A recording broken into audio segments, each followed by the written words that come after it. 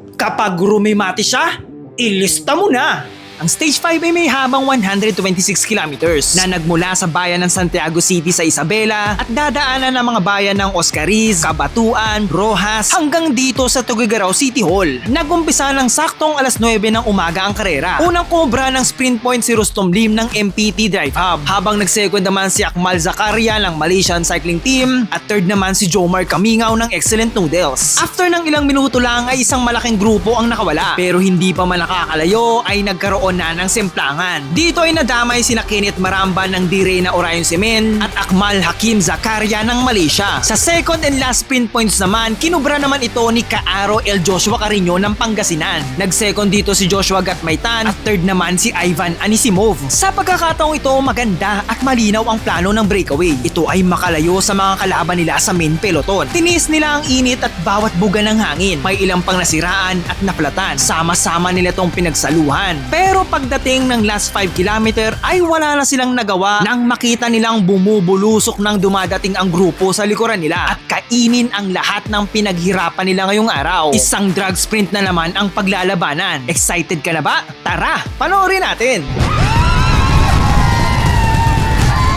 Dito sa last 500 meters, dalawang Malaysian rider ang nagtitimon sa grupo. Pero hindi nila alam, nag-aabang lang pala sa likod na parang leon itong si Ivan Anisimov. At hindi rin naman magpapahuli ang kamikaze move na si Ryan Tugawin dahil bantay sarado niya ito. Pero sa ganitong distansya, tulad ng nangyari kahapon kapag rumimati na si Ivan Anisimov, ay ilista mo na!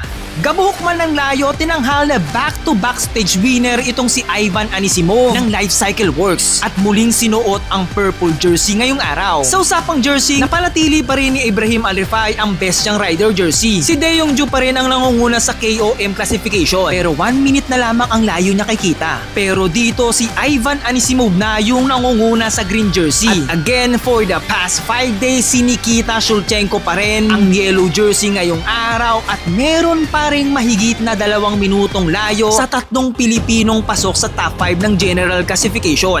9 na stage pa ang natitira at wala pa tayo sa matatarik na ruta. Kakayanin pa kaya ng mga Pilipinong makahabol? Ang stage 6 ay isang napakahabang 228 kilometers na ruta na magmumula dito sa Tuguegarao City hanggang sa tuktok ng Luzon sa Pagudpod. Sa tingin nyo, sino ang mananalo dito? Comment nyo naman sa ibaba.